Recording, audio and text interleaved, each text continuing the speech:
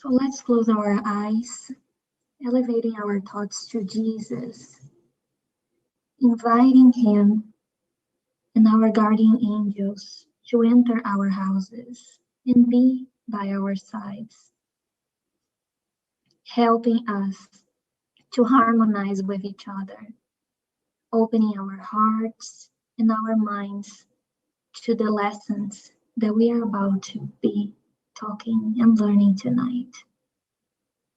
Dear God, thank you for the opportunity of being here today. Thank you for this yet another day in which we are here all together, learning in this good environment of peace and love. May the good spirits help us to harmonize, to feel these good vibrations, so we can all vibrate together. Kindness, harmony, and love. So be it. So thank you all for being here tonight.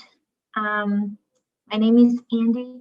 I am here to talk today about the chapter 7 of the Gospel according to Spiritism. The chapter is called Blessed Are the Poor in Spirit. And this is supposed to be a beautiful lesson about the importance of humility in our lives. So this chapter of the Gospel starts with this saying. This is from Matthew. This is in the Bible. And Jesus said, "Blessed are the poor in spirit, for theirs is the kingdom of heaven."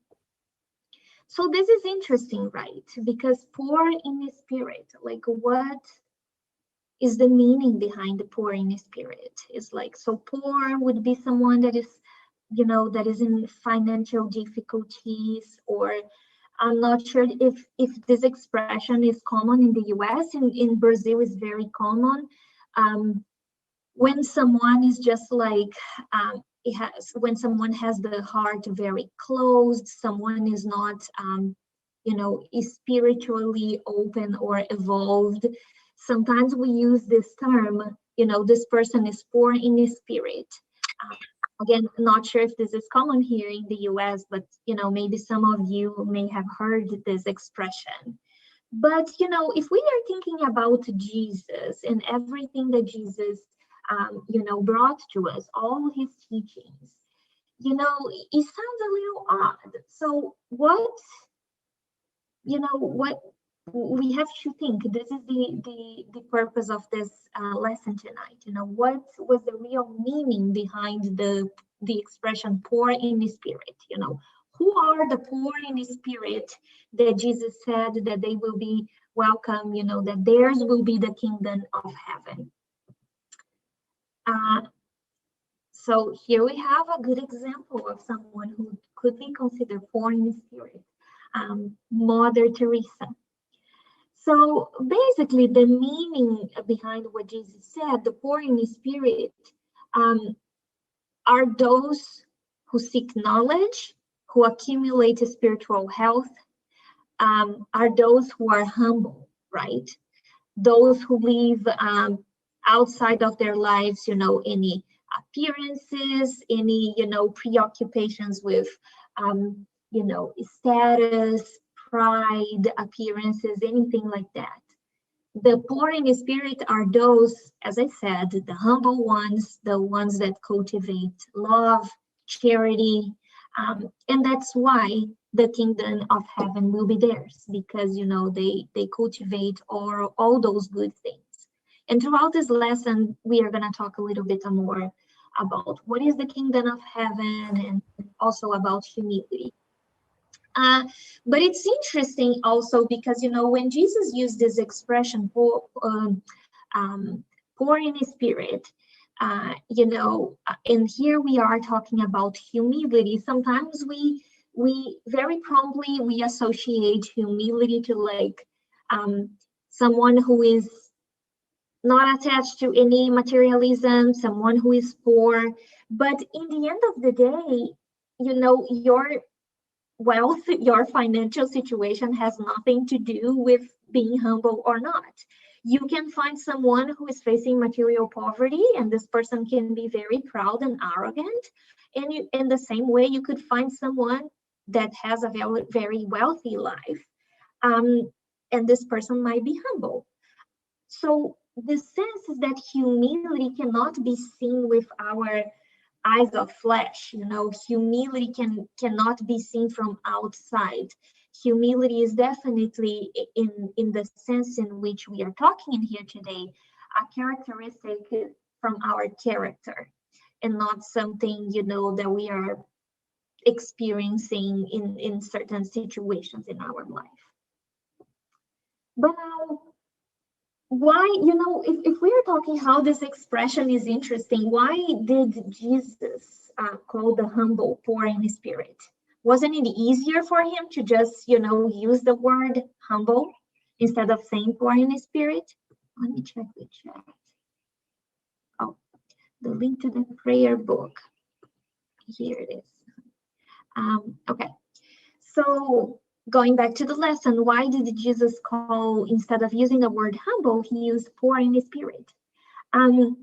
Because the humble person is the one who knows what he or she doesn't have. So this is the idea of being poor in spirit, is being aware of what we do not have, being aware of what we lack in our lives. So as this slide says, the secret of humility is to be fully aware of what you have not yet conquered.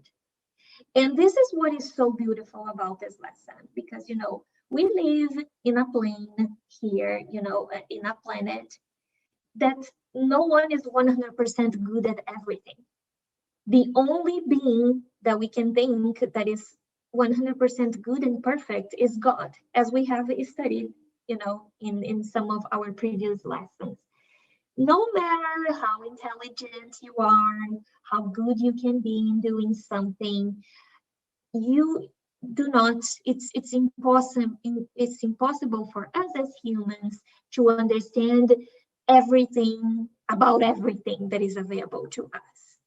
And why being humble is also so good, and as Jesus said in the previous in the beginning of the teaching, when he said that it's for the humble, the poor in spirit, that theirs is the kingdom of heaven. We are going to study a little bit more about the kingdom of heaven, but I can, spoil a little bit the end of this lesson, that the kingdom of heaven is also a state of the spirit of ours. And this humility of being honest, being vulnerable, and, being aware of our faults, of what we lack, this gives us sometimes a peace of mind,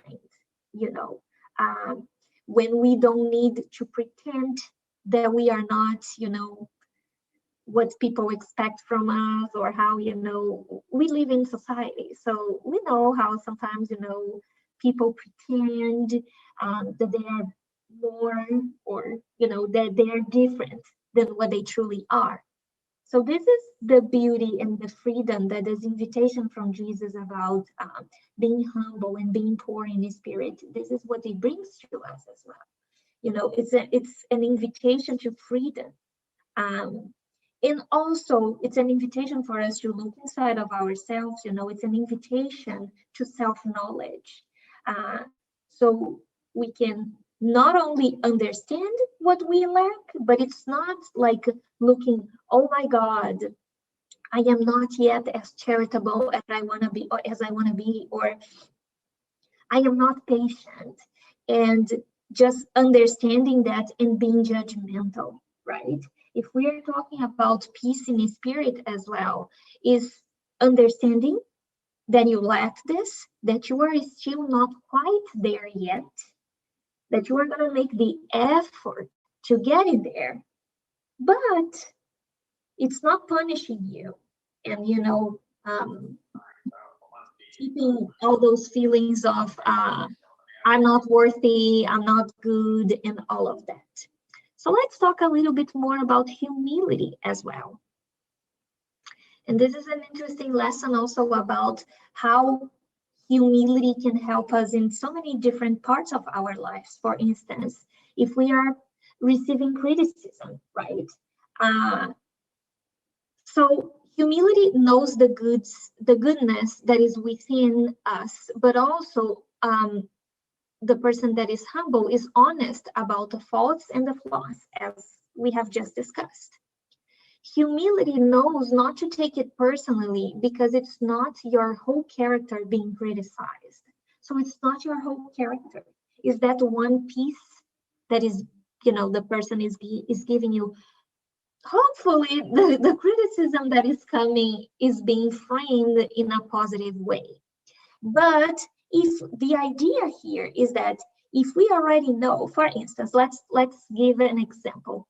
If you are at work and you know that you are not really good in Excel or PowerPoint, let's say, and a colleague of yours comes and tells you, Andy, I really think, you are so great in doing X, Y, and Z, but I think you could really, use some improvement in your PowerPoint and Excel skills.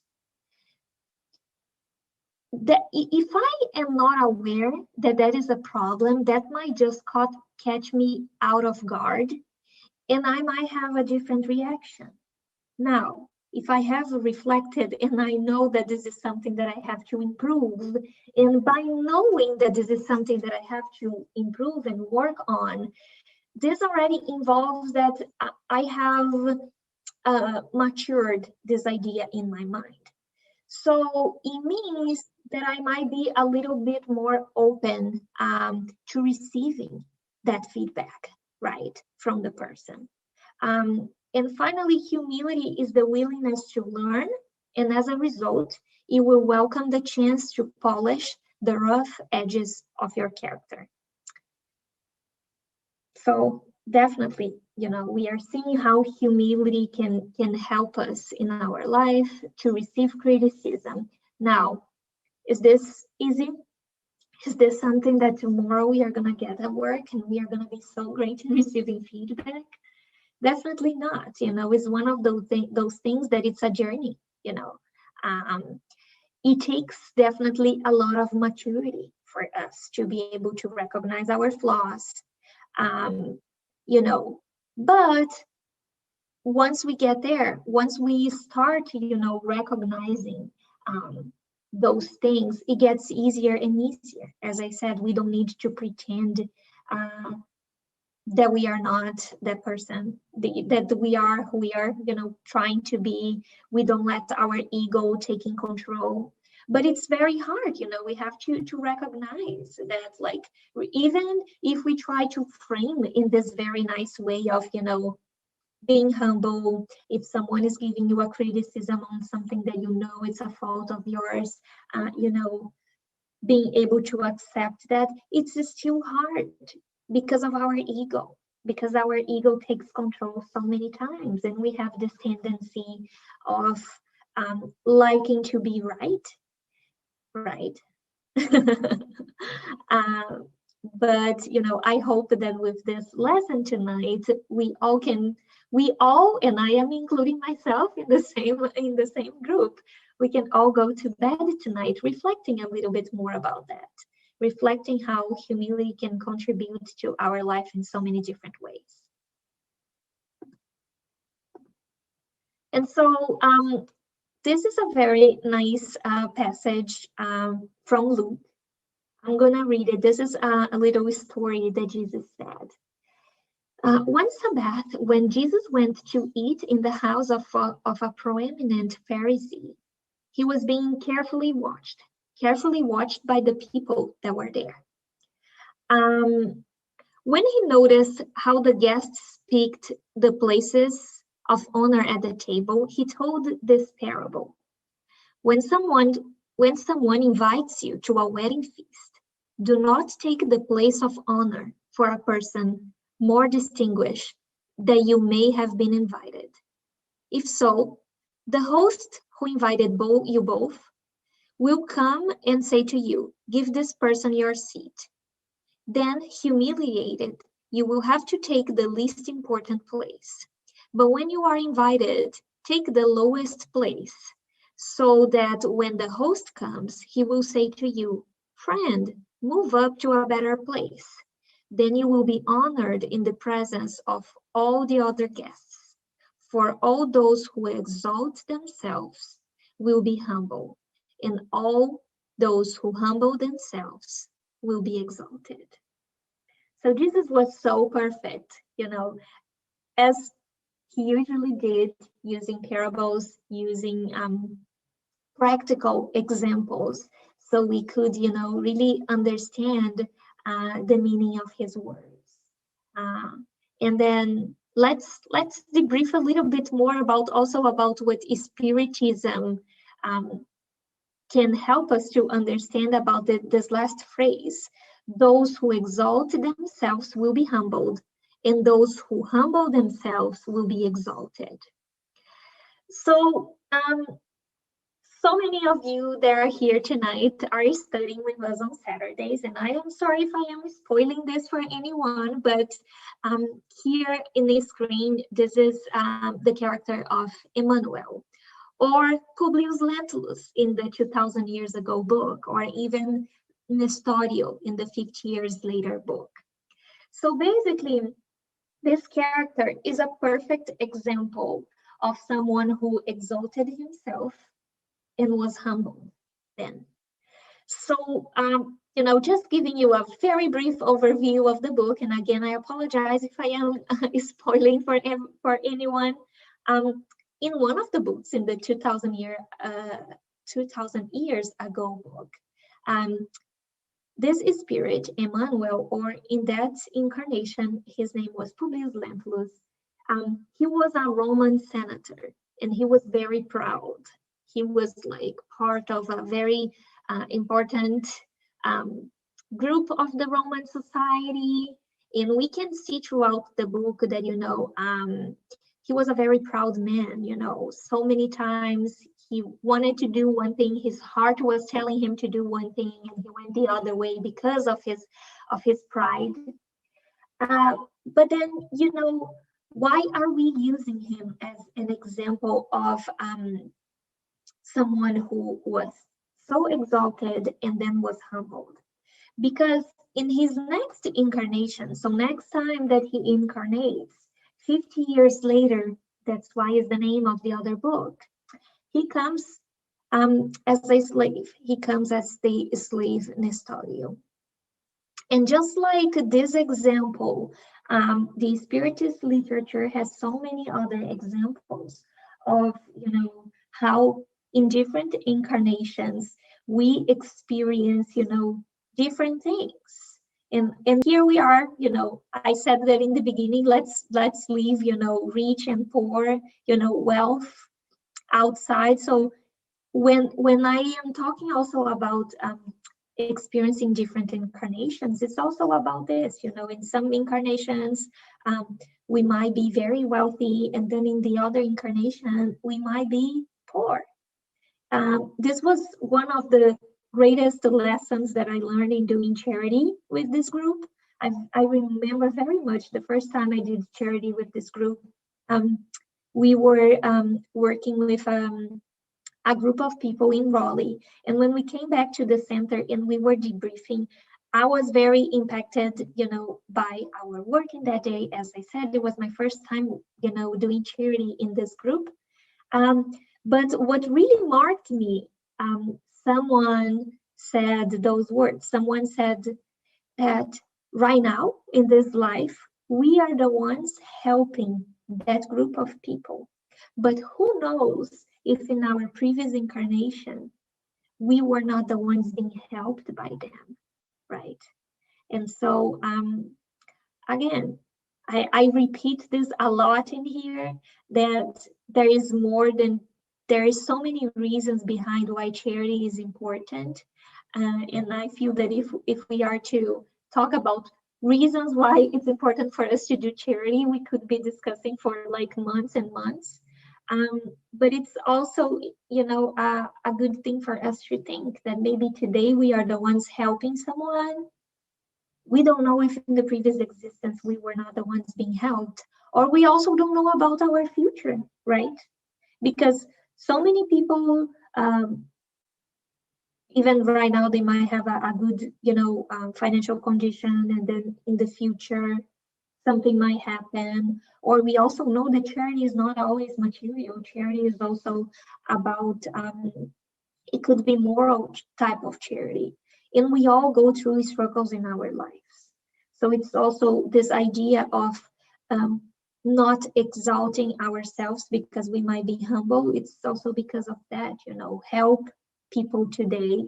Do not treat anyone as, do not put yourself above anyone, because you don't know what is going to be your day tomorrow, right? You don't know if you are not going to need help of those people, those very people that you were, just talking down today, right? Yeah,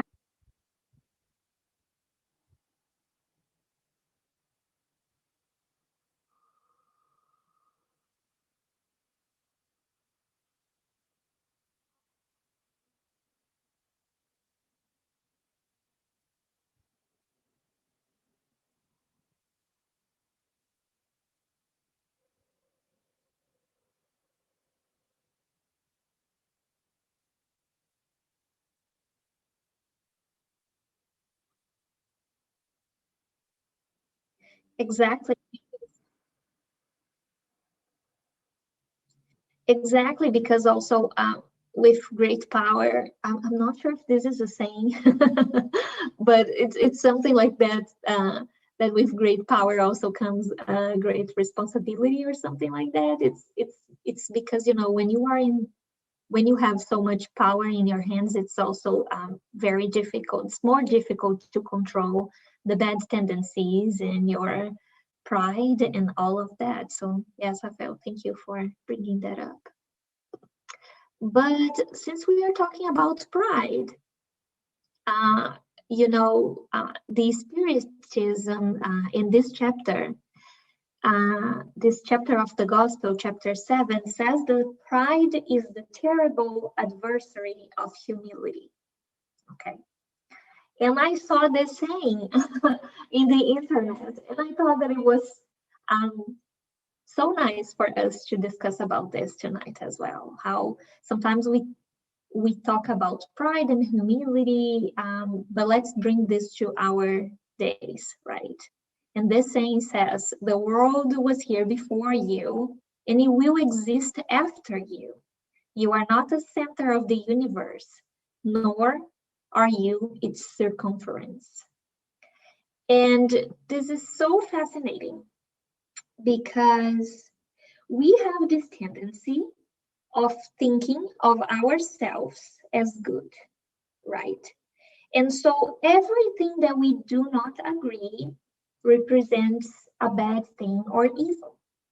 And then if we consider that we ourselves are good, then it means that the evil, that the problem is in the other, right? And it's so easy for us to think that the problem is in the other.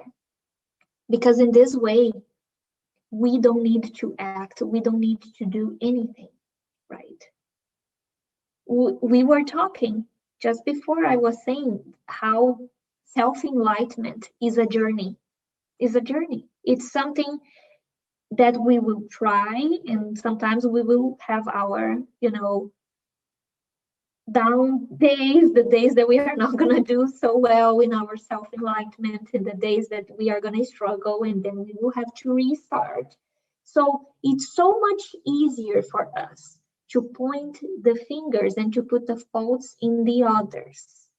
Because if we admit that the problems are also coming from us, it means that we have to do a lot of work inside of ourselves. And that, my friends, is very hard.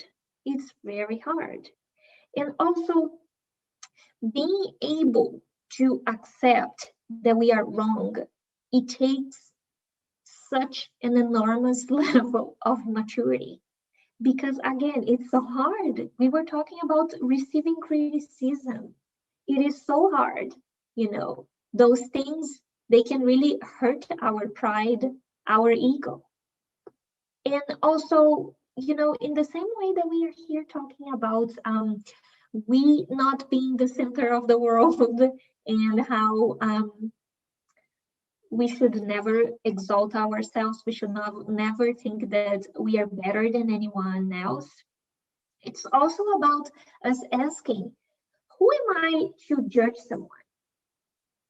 Or to demand anything from someone. I don't know what this person has experienced in life. Maybe even if the person is reacting badly today, I don't know what caused that. I don't know what traumas, what experience this person has endured in life, right?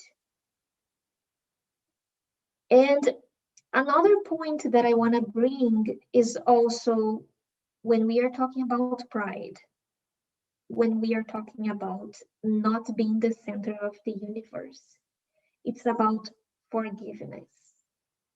Because it takes humility for us to be able to forgive. If you think that you are the center of the universe, if you are so self-absorbed in your pain, then you will never be able to let go of that pain to forgive someone. Because every time that your mind might start thinking, I should forgive, then back you go to, oh my God, but this person was so unfair to me and poor me, and oh my God, I didn't really deserve that. And so you are back to square zero. So you see how even to forgive, humility is the number one thing that we need to have and to exercise in our lives. So now we are here talking about, trying to not be so self-centered. Yes, Anna. So Anna said that sometimes it's our egoistical perception. We think that it's all about us and everyone is against us. And we are just a grain of sand. Exactly. Yeah. So, but now, how can we start getting ourselves free from that, right? From being a little bit less self-centered. And this is coming from, not from Spiritism, this is coming from psychological research, I'm sorry. So they have these 3 advices for us.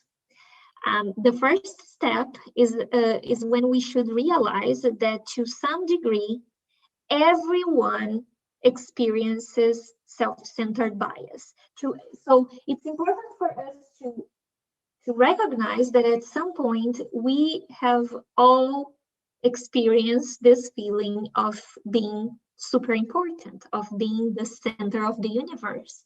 In fact, this is one of the things that we as a child growing up, this is how we feel in our family, right?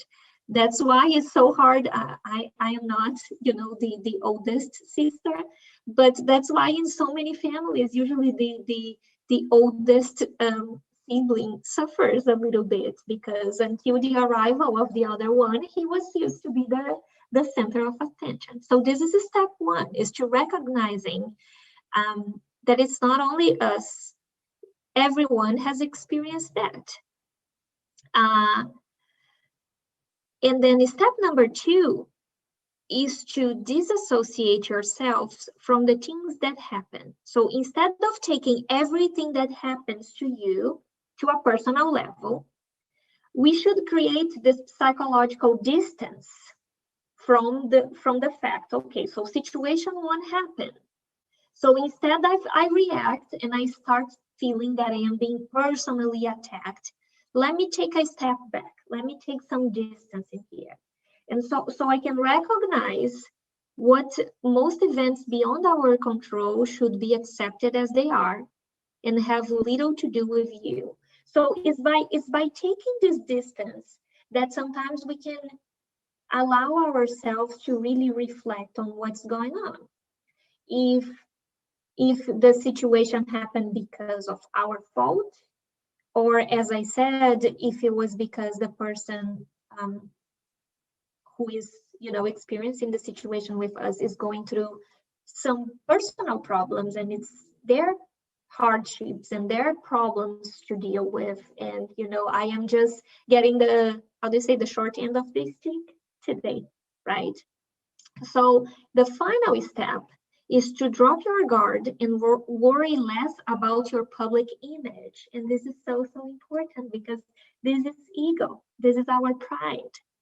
Doing so will allow us to form a closer connection to others, because as we drop our ego and reveal our authentic self, we will experience emotional reciprocity, and others will share more about themselves too. So let's just recap. Step number 1 is to recognize that everyone is a little bit self-centered. Step number 2 is when something happens, instead of taking it personally, let's take a step back and try to understand, what is going on. What are the real motivations behind everything that is happening?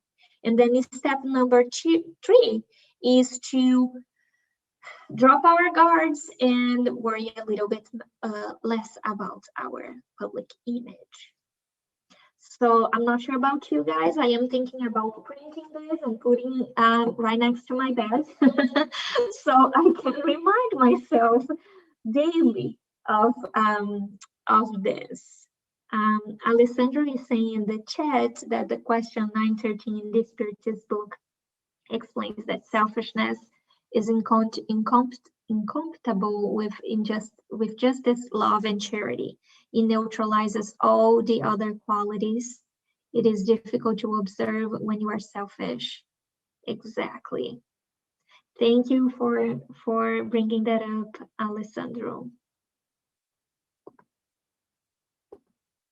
So now, pride and selfishness can also affect our faith. And this is like, if you open chapter 7, you will see that they talk a lot about, about intelligence. We are going to debrief a little bit, but it's very fascinating, this part that it says, some cultural and intelligent men, according to the world, generally make such a high opinion of themselves and of their own superiority that they consider divine things as unworthy of their attention, to the point that they even deny divinity. If they refuse to admit the invisible world as an extra-human power, it is not that it's out of their reach. It's not because they don't comprehend, because again, they are intelligent. But sometimes it's because of their pride. Their pride is so big that they cannot conceive that something will be more powerful or bigger than them, or even that someone is so powerful and so big that even with all the intelligence that they have, they don't comprehend. And this chapter, again, I recommend you guys reading. It's very fascinating because it also brings this question, and I have seen some people questioning the exact same thing, that, okay, if Spiritism is one of the revelations, why the spirits, they don't just reveal themselves to all the unbelievers, and, just reveal themselves? And so all people that do not believe in Spiritism, they will, by seeing, that demonstration, they will start believing. And this chapter of the Gospel says that it's because the spirits, in the first place, they take care of those who seek the light with good faith and humility. And so this is so, so important, especially because we live in a world in which so many people still need so much help and assistance. So if so many people are needing all this help and assistance, and, these spirits are always here working and assisting us, do we really think that they would have the time, and that it would be worthy their effort to just be proving that people that are not yet ready to accept, right? And this is true not only when we are thinking about our view of incarnated here on earth. If you read No Solar, all the Spiritist books from André Luiz, and so many other Spiritist literature, when they talk about the rescues missions that they do in the umbral, it's always very clear that they don't go to the umbral and they are just, getting every single spirit that is suffering over there and bringing them to the spiritual colonies. It is important that the spirit is ready to accept God. It is important that the spirit is ready to drop all the pride, to accept their faults as well. It's important that the spirit is ready to demonstrate humility. And so in the same way that happens in the spiritual world, it happens in our world.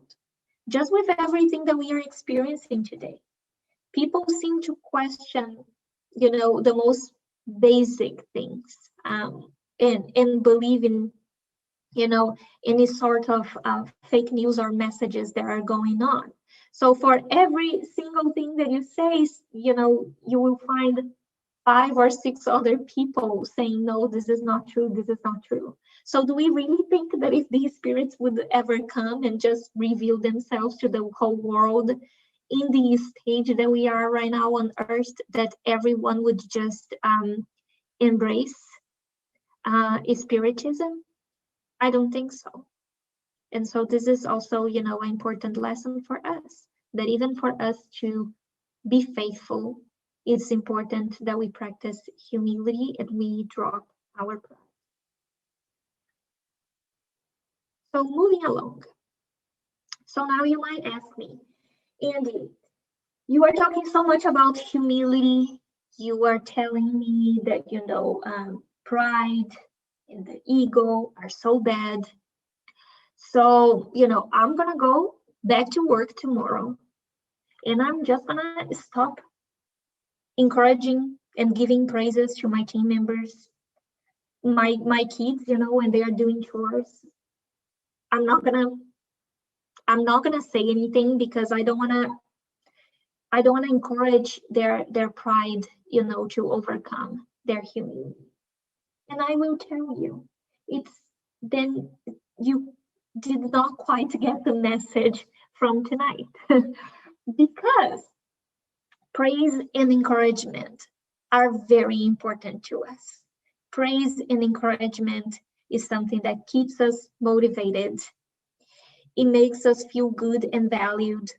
So, for instance, if you are at work or your kid is doing the chores, if the person keeps doing every day the same thing and no one ever said, wow, great job, this, you clean the dishes and this is so important, I feel so happy that you did this to me, or you did an amazing job in your essay or whatever report at work, how would I know that I did that right?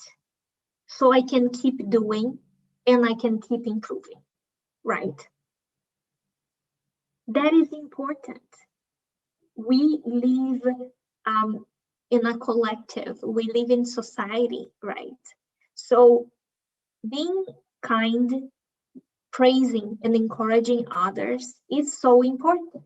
But then what is the secret? When we draw where is the point in which we draw the line? The secret is keeping your ego in check. Because there is a difference when we are doing something just seeking praise, when we are doing something just so someone can recognize and say, hey, Andy, oh my God, you did such a great job. Look at Andy. There is a difference between when we are just going out and seeking that, or when we are doing our good job because it's part of who we are, because we want to make a contribution, there is a difference. And also, it's important that not only, so at the same time that we should not seek praise. So if we are not seeking to receive praise, what can we do? We can praise and we can encourage others. Because let's remind ourselves, kindness is an act of moral charity, right? Can you imagine if we would live in a place in which no one would ever again say, good job, thank you so much, your help was so important to me, or just like general acts of kindness, your hair looked good, or you were so nice, it's so good to talk to you, or your smile just made my day, things like that. How difficult would be living in a world in which we don't have any of those things. So even though we are here today talking about humility, and we are here talking about, how our ego, how our pride can be bad for us. This is a good example of, how can it also contribute for us and for the others. And so 2 lessons from this slide. 1 is that we should not seek praise. And 2, instead of seeking praise, we should encourage others. We should praise others, right? And by then, we would be practicing also a type of charity, moral charity. Another important thing is that we are talking so much about selfishness. And at the same time, nowadays, more than ever, we talk about the importance of self-love. We talk so much about the importance of loving ourselves first, so we can be able, to help and love the others. But what is the difference? Because some people might think, by loving yourself, you might be being too selfish, this might be your ego. And I just thought, so this I translated from like a Spanish saying, but I thought it was so wonderful. So basically, the difference is with self-love, you are putting your basic needs, before the desire of others. And when you are being selfish, you are putting your desires before the needs of others. And this was so wonderful. When I saw this, I am like, oh my God, I need to translate and bring this to the lesson, because it was put it in such a simple way, so we can all understand. And again, it's just like when we look at both things, when we think about self-love, we are thinking about light, right? Self-love is about honoring the light that we have inside of ourselves. And the selfishness, when we are talking about desires, when we are talking like, I am putting my desire above the needs of the others, the sense that I am getting from this is, it's more a sense of like, definitely not a sense of light. I'm not going to say that it's darkness, but it's definitely not a very enlightened sense that I am getting here, right? Thank you guys. I'm loving your contributions in the chat. Yeah. So this is another one to print and to put in the side of your bed, so we can all remember this daily in our lives. So basically, in this chapter, the Kardec covers a little bit about humility, selfishness, the importance of us not exalting ourselves, and then he goes and he talks about the intelligent people. And I think that by the word intelligent, he also meant like wise. So basically, like, what is the mission that wise spirits that are incarnated on earth, or intelligent spirits, have, right? Because we are talking here about pride and humility, but also, it doesn't mean that by being intelligent, it's a bad thing. No, we should be proud of our accomplishments, again, as we were talking about the importance of the good praise, right? And so basically, what these spirits are telling us is that for so many of us, the intelligence is almost like a mission. It's not that it's almost like, it is a mission. If we come to Earth being very wise, very intelligent, it's because we should put this into practice, and this practice would be helping others, or helping to develop good things for others. Wise people, a wise person could become a counselor, could, become a psychologist, could become, a professor, and give good advice to so many students. Can you imagine a professor, how many students throughout a career a professor will impact? If you are a good professor, if you are like really trying to help your students, how many lives you can touch throughout your life. In the same way, so many of us in our daily jobs, with our intelligence, we can help, to improve processes, we can help society. But in the same way, we have seen so many bad uses of intelligence. For instance, we could get the atomic bomb, for instance. Brilliant people came up with the concept of the atomic bomb, but that one thing could very much end the life on planet Earth. Or, I have an example. Like back in Brazil, when I used to work in HR, I was in charge of terminations. And I very much remember like having to terminate so many employees because they were stealing. And sometimes the methods that they would use, they were like, this was like a grocery store, so basically they were like stealing money from the cashier, right? So like, and some of the examples that I have experienced, they were so detailed, they were so like specific in the plan that they were using, that they were doing it for months and no one have ever caught them.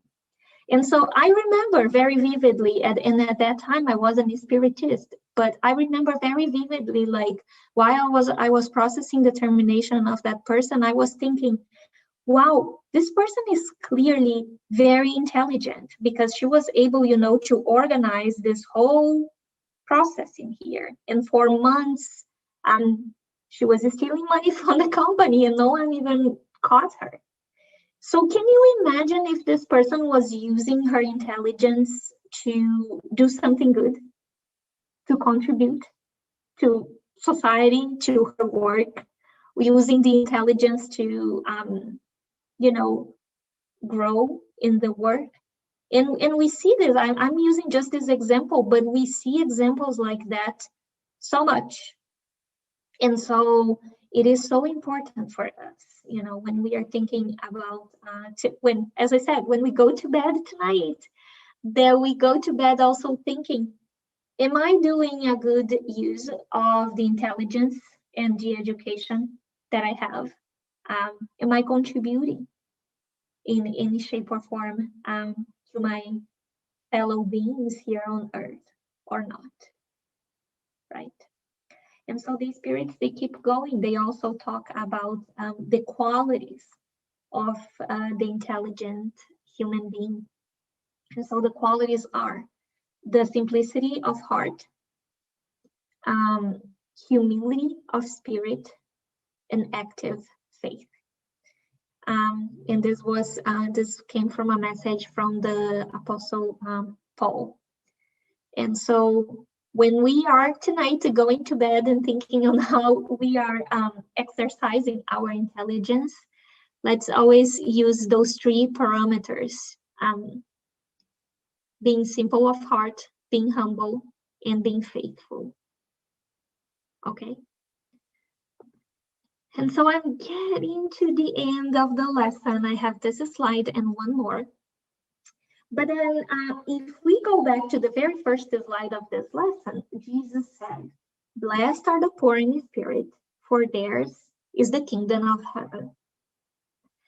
And so the kingdom of heaven, so many of us, we think that the kingdom of heaven is a place. So the kingdom of heaven is heaven, as we say in Portuguese, is o paraíso, paradise. Or maybe, I don't know, if some spiritists, they think that, maybe kingdom of heaven would be discarnating and going to one of the spiritual colonies, right? But then I was very fascinated when I learned that this is actually in the Bible. In Luke 17:20, Jesus said, "The kingdom of God is within you." And in this sense, the kingdom of God or heaven would be interpreted as an inner state. This inner state would be happiness or peace. And as this slide says, we would only achieve that by applying Jesus' teachings in our daily lives and, continue learning with our inner reformation or self-enlightenment, if you want to call it this way. And so, but again, let me repeat the phrase that generated this whole lesson tonight. Blessed are the poor in spirit, for theirs is the kingdom of heaven. So we learned that poor in spirit means being humble. And the kingdom of heaven is an inner state. So I gave you a spoiler in the beginning of the lesson, that by being humble, it's something that can help us to achieve peace. And with this peace is that we are going to achieve true happiness, and therefore the kingdom of heaven. Because so many of our problems nowadays, they come from ego, from the pride. When we feel hurt by a criticism, when we see someone that has, a better car than us and we feel jealous, it's our pride. When someone accuses us of something, it's our pride that is being hurt. And when we are humble, when we accept that we are what we are, when we accept that we are simple, that we are still humans, that we are still in a planet of trials and expiations, and therefore we don't need to know about everything. We don't need to get everything right. We have to try. It is going to be very hard getting everything right. So do you see, I'm not sure if I'm being able to explain, but do you see how this acceptance that humility can bring to us, how this can help us to be peaceful, to achieve this peace? Right? So this is the lesson that we have tonight, is about, yes, because we don't have to try so hard. Exactly, Kara, exactly. We keep trying so hard, oh, I need to get a better car.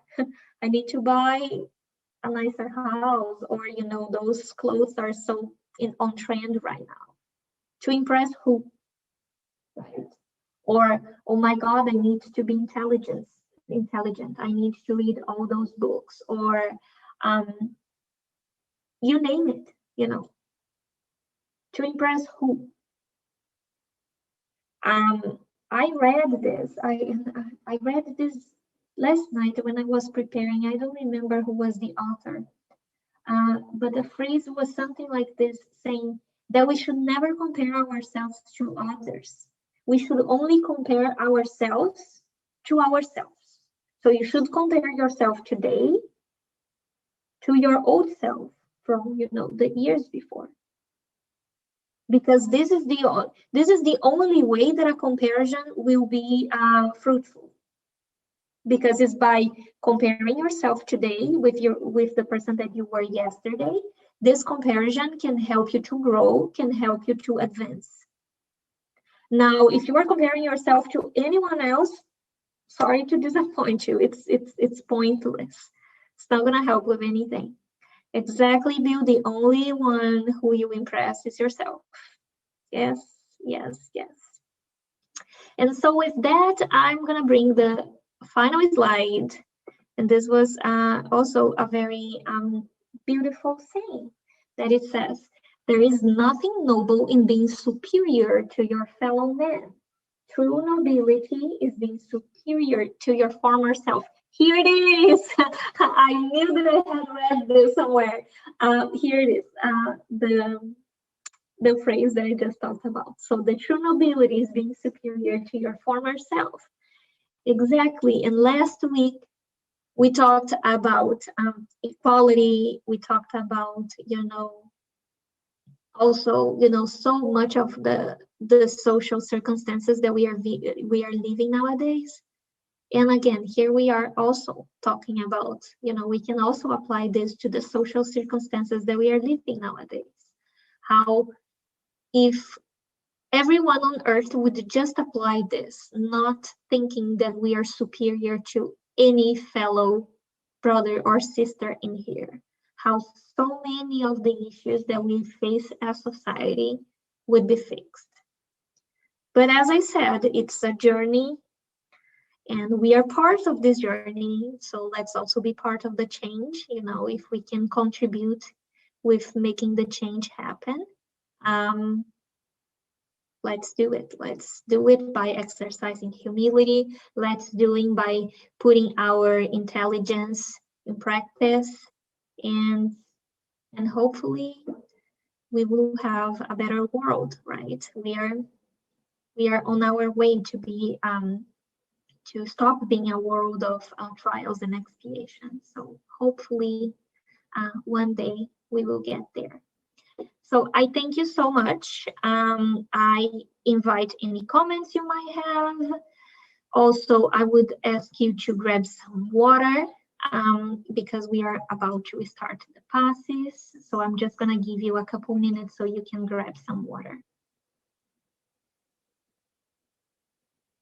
Thank you, guys.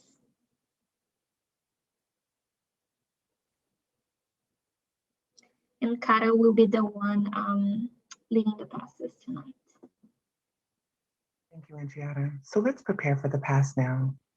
And let's just take a moment and place ourselves in meditation to calm down and go inside ourselves so that we can receive the blessing of the passes. Place your jar or container of water close to you for you and your family, because this water will be magnetized and blessed by the good spirits that are here with us. And we begin the pass now by breathing slowly and deeply, relaxing our body, relaxing our mind, letting go of worries for a moment, and raising our thoughts to Jesus. We tune in with the good spiritual friends, and we put ourselves in prayer. We ask God now for the presence of our guardian angel and for the friendly spirits to be by our side in this moment. And we ask them to assist all of the brothers and sisters here today, here that are in spirit and here that are physically present. We ask God to allow all of us to receive healing rays for all of the physical ailments that we are experiencing, stopping any action of infirmity through the application of vibrations of rays of light throughout our being. And so we proceed now to the dispersion pass, and we imagine a crystal clear waterfall of beautiful water falling over us This water is full of blessings involving our entire body, removing all negative energy, thoughts, and feelings.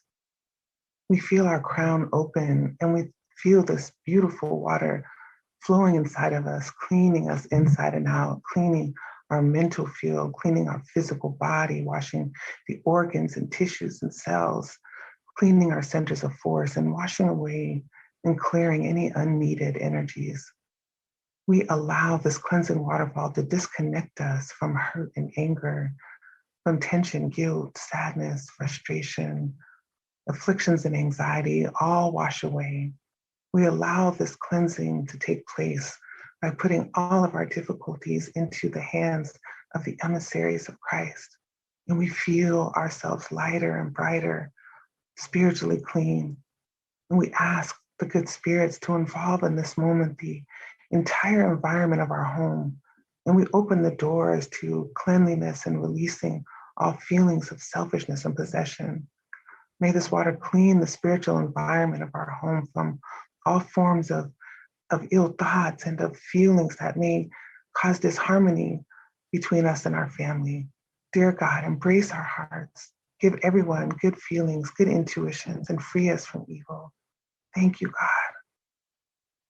And so we proceed now to the replenishing path, and we just give thanks for this spiritual cleansing that has us feeling lighter and clearer. And with hearts full of gratitude, we start the strengthening phase to restore our energies. We ask you, Jesus, to approach us and place your hands over our heads so that we can feel the golden light of love pouring from your hands, falling over us. We open ourselves to feel these rays of infinite love to restore us, to restore our whole being, and to re-energize and rebalance us morally and spiritually. We visualize the team of spiritual doctors around our physical and spiritual body now, bringing us so much light. And we feel these lights that we're receiving that provide beneficial and strengthening energies. We receive it through our breath, through the pores of our body, and through our thoughts. And we feel this light strengthening our immune system, restoring to balance all of our organic activities, and bringing encouragement and well-being to our body. We thank you, Jesus, and the whole team of good spirits, and we ask that this light of healing and blessing for all humanity, that would involve all of the sick and distressed, and to help all of those who are on trial on earth at this time. And we unite our thoughts in love and in peace to be an instrument of support so that the good spirits can act on everyone who need it. And in this moment, we imagine that the hospitals and everyone there are receiving this healing support. We ask the good spirit to visit the homes of the sick and those who remain silent with no one to pray for them, that are still feeding the action of this disease. We know that God acts in all of us. May his will be done. May the water that we set on our tables now be blessed by the hands of the good spiritual brothers, the workers of Christ, to bring all the benefits to our spiritual and physical bodies. Thank you, God. And we ask that you bless this water for us, and we keep it with us during this week, for us and for the spiritual benefit of our families. And we close our work now tonight in prayer, just giving thanks for this beautiful lesson that we have received about the importance of humility and the important distinction between selfishness and self-love. May we all take this lesson into our hearts, and the lesson of humility into our hearts, that we could love each other the way that Jesus loves us, and that we would remember the best way to demonstrate and manifest this beautiful love that we feel in our hearts in this moment that has been given to us so freely. May God bless each and every one of us, and dear Jesus, please stay with us now and always. So be it.